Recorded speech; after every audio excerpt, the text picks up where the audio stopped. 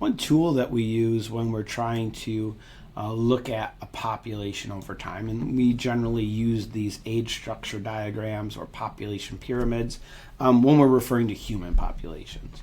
So an age structure diagram shows the distribution of individuals within a population into various groups. And the shape of these age structure diagrams is informative to us. So let's look at what these graphs look like.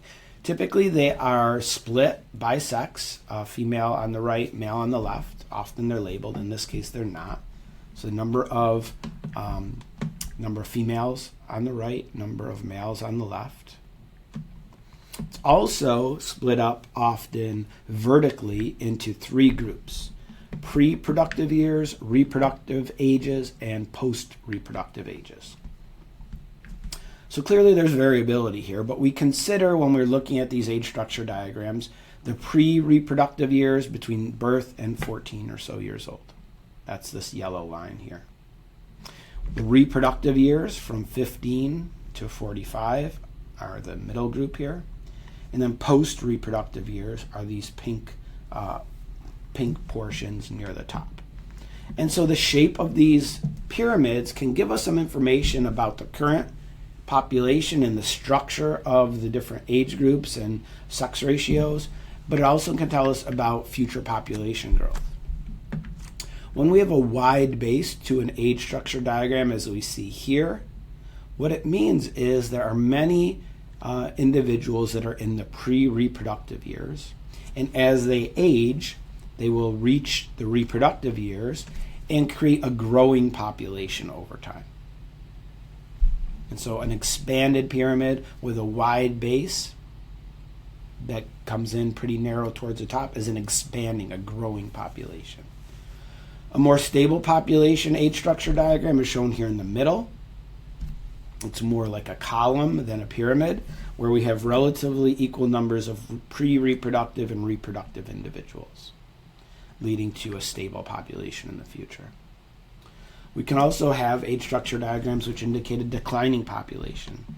Here we have a relatively smaller group of pre-reproductive individuals, and so the number of reproductive individuals in the future is going to decrease from where it is currently. And so that would lead to a declining population size.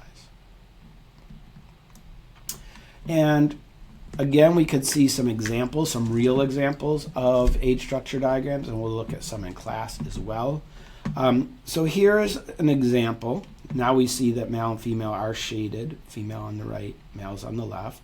In this case, it hasn't shaded in the different reproductive periods, but we still can understand them based on the age groupings that are listed on the left.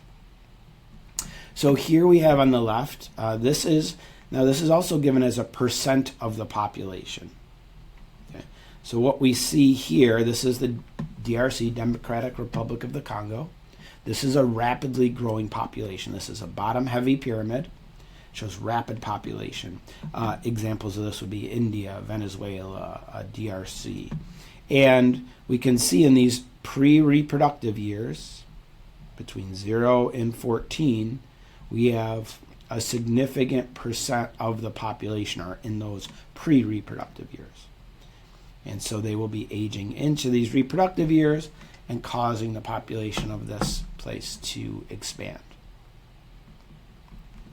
Here we have a more column-shaped population pyramid. It shows a relatively stable population. This is typical of developed countries, high GDP countries, US, for example, Canada, Sweden, where there's a relatively stable population over time, and we can see that in this column shape to the age structure diagram or population pyramid. And finally, we have another situation. This is Germany. Germany is a country of a declining population size. It's top-heavy. Italy. Many post-industrial countries are reaching this stage in their development where they actually have negative population growth, where there's fewer individuals in the pre-reproductive years, and they are going to be slowing population growth, or even that could lead to a declining population.